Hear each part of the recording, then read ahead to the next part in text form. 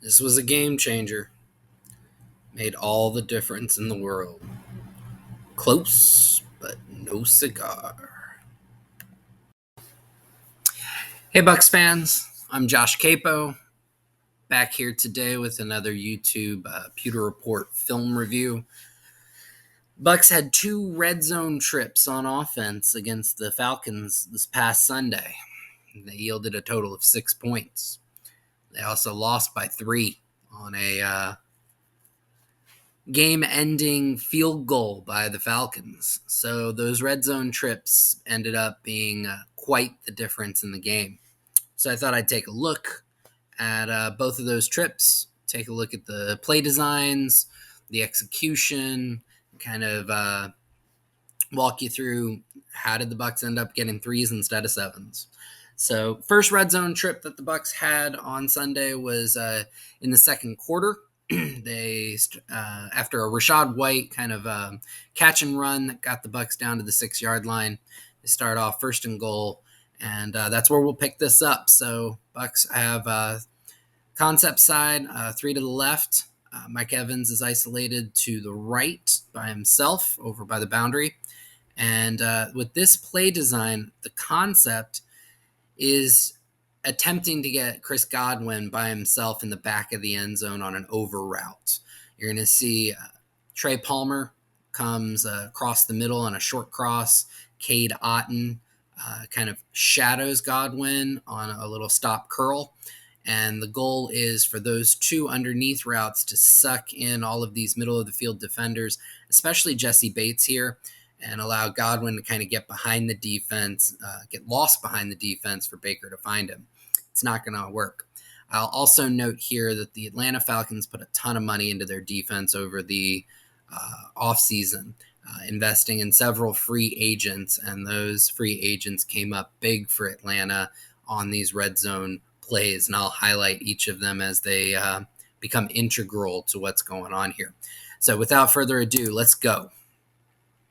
All right. So Baker's going to call out, hey, there might be a blitzer coming off the right side here. So he's setting his lineup, and you'll find out that's not what happens. The Falcons drop 8 into coverage, only rush 3, and they're still able to get a really good pass rush. And we'll get to that in just a second. But you can see the concept starting to develop. Palmer's coming across on the coming across the middle of the field on the short crosser. Otton has started to shadow Godwin. There's his stop. Godwin starts to stem. The Falcons do a really good job of keeping an eye on Godwin and making sure that he doesn't get lost like the Bucs were hoping he would. A.J. Terrell stays with him for the outside leverage. You can see Bates is closed off to him, but keeping an eye on him here from the inside. Bates does a really great job of kind of reading Baker, seeing that's where his eyes are going, and then jumping into this field, closing off the window. Meantime, Baker's in trouble. All right, we talked about how it's a 3-man rush, and we're going to see in just a second. I got you the end zone view so you can see what happens here. All right, so David Onyemata, another free agent acquisition by the Falcons over the offseason. He comes up big on this one, along with Calais Campbell. Onyemata is going to beat Filer one-on-one. Filer, I know a lot of people are disappointed in his play. I would say overall he's actually been average to solid for the season, although there's been some inconsistencies, right? 2 really bad games, this being one of them. But he has not been the weak link on this offensive line, in my opinion. I think he's been just fine. He's been exactly what the Bucs thought they were getting when they signed him to a vet minimum deal. So you can see Onyemata, though, gets inside his pads and just takes him for a ride into Mayfield's grill. And Baker's got to get off his spot. He tries to find his way through all the wreckage. Calais Campbell, big, strong man, really worked Luke Gedeke back here. Gedeke, I wouldn't say it's like a terrible loss because he held his own for quite a while, and he can't tell that Baker's going to move up like that. He brought Campbell to the ground. Campbell just makes a great play. He's a veteran. I don't know. He's 55 years old. He's still playing like a dog. It's frankly inspiring to see. He gets his arm out, knocks the ball down, ends the play. So after taking the sack, Bucs are now second and goal from their own. I'm sorry, from the Atlanta Falcons 11. And on this play, yeah, the Bucs tried to get Chris Godwin the ball on the last play, so now they're going to try and get Mike Evans the ball on second down. Raheem Jarrett is going to run kind of right at the safeties. He's going to try and draw both of them in, which is going to hopefully allow Evans to get a one-on-one with D. Alford. Evans is 6'5". D. Alford is not. Evans has about a half-foot height advantage. So the goal here is to get Raheem to draw coverage in to the middle of the field, give Evans that kind of one-on-one in the seam, and see if he can just pluck the ball out of the air. You can see there's where Jarrett's starting to stem. Trey Palmer comes underneath to try and pull A.J. Terrell down, so he's not going to affect anything with Evans up in the end zone. Alford does a really good job of kind of sticking in so he can undercut the route. Baker's got to make the throw high, and he does. But another great play by Jesse Bates getting up there, and Alford just gets height, and he's able to affect the pass. All right, so first down didn't go well. Second down didn't go well. But with both of those, I can understand the process on the play call. I'd just say, honestly, Atlanta kind of won those snaps. They had some good play calls on the defensive side. They were ready for what the Bucs had to throw at them. And the execution was great on the defensive side. But I don't really have any issues with the offensive scheme, the play calls. That changes here on this third down. Not a huge fan of what the Bucs went with here. You can see they're running a 3-by-1 look. They've got Godwin and Evans both in the slot. Now, first of all, they're running their concept side to the boundary. You can see they're working off the right hash, so they're putting a lot of their receivers on the short side of the field. Okay, so unless all of or some of these routes start breaking inside, they're really putting a lot of chips in a very small space. You're going to see they're actually going to add a fourth one by moving Rachaad White over to the right side. And you've got Cade Otton working as the solo receiver to the left with A.J. Terrell. Yes, he's lined up in a zone, but you're not really going to look Cade Otton's way when the defense is lined up like this, so without personnel matching. So you've basically taken away 60% of the field, and you're trying to run 3-4 routes, a full route concept in a very small space. Atlanta, once again, drops 8. So now they're putting even more players into this very small amount of area and just muddies everything up, makes it hard for Baker to find anybody open. And really, nobody comes open. You can see Godwin's covered up underneath on what looks like kind of like a return route. Evans was making his way to the end zone. He's got 1, 2, 3, 4 defenders around him. Okudah has Palmer covered up out by the sideline. So Baker makes the only choice he can at this point, which is try and get the ball to Rachaad White underneath, see if he can do something similar to what he did in New Orleans a few weeks ago, make a few guys miss and potentially get into the end zone. It is not to be. White has ups, but he cannot leap from the 9-yard line into the end zone, and the Bucs red zone opportunity turns into a field goal. The Bucs don't get another red zone opportunity until late in the fourth quarter.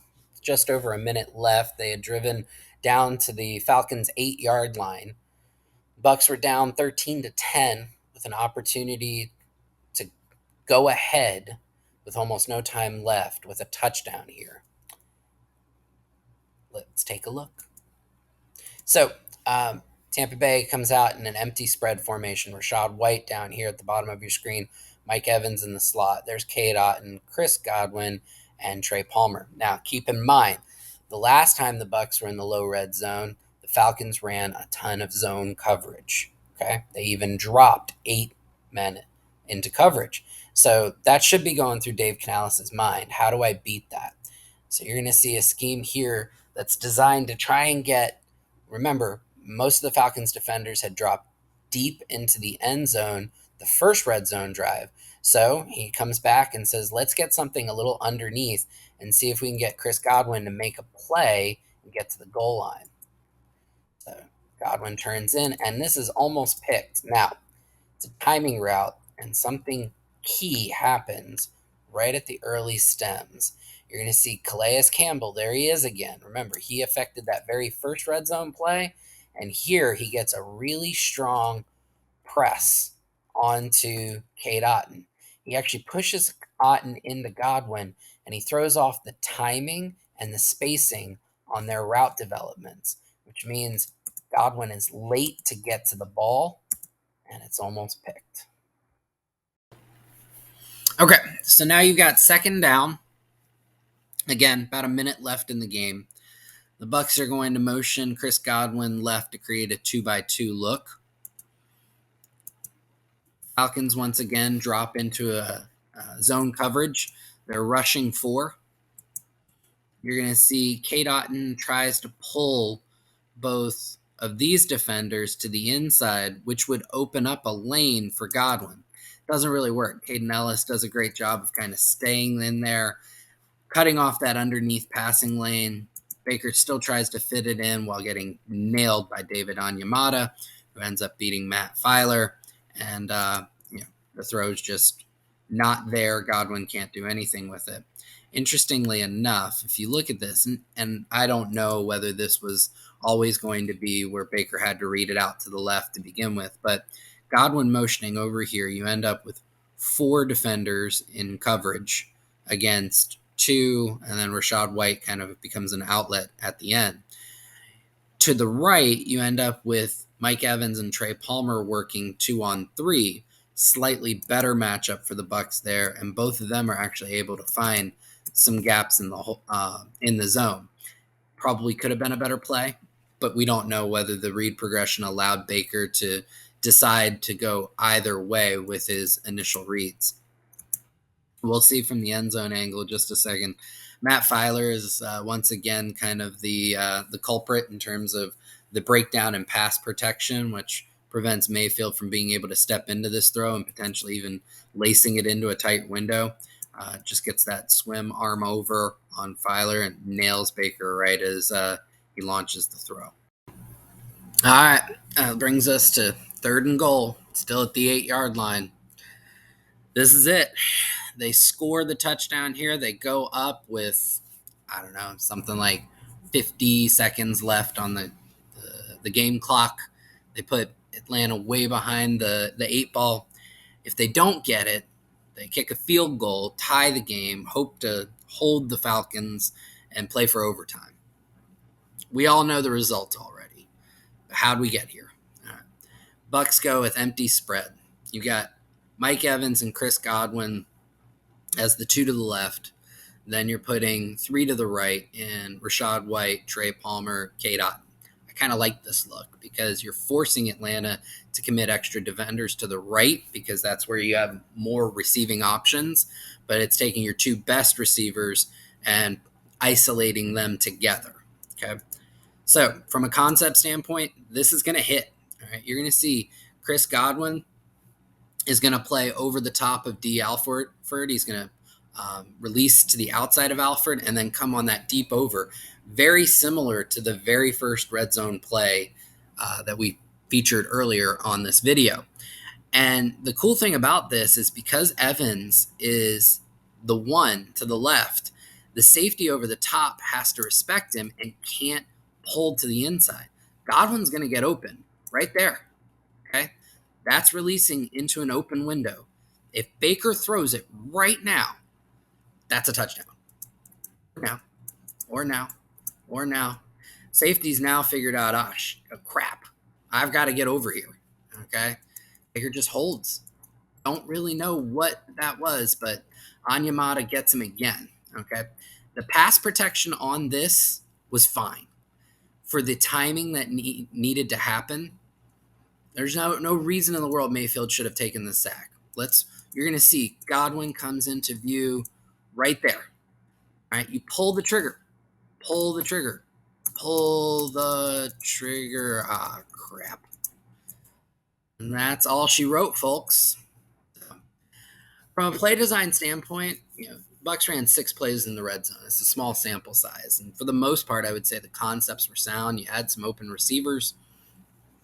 What's interesting is a lot of teams end up playing man coverage down in the red zone, and the Falcons dropped a bunch of guys into zone, which was a unique wrinkle that Canales had to navigate. And I think overall the concepts, you're not going to hit on everyone, but I think for the most part, he schemed up some open receivers. The execution from a pass protection standpoint wasn't great on a few of these plays. Baker definitely wasn't great on that last one. That gotta have it play. So the base level of can this get better definitely is there. It's going to require some better execution from the Bucs offense. So for Pewter Report, I'm Josh Queipo. This has been another All 22 film review. Hope you enjoyed.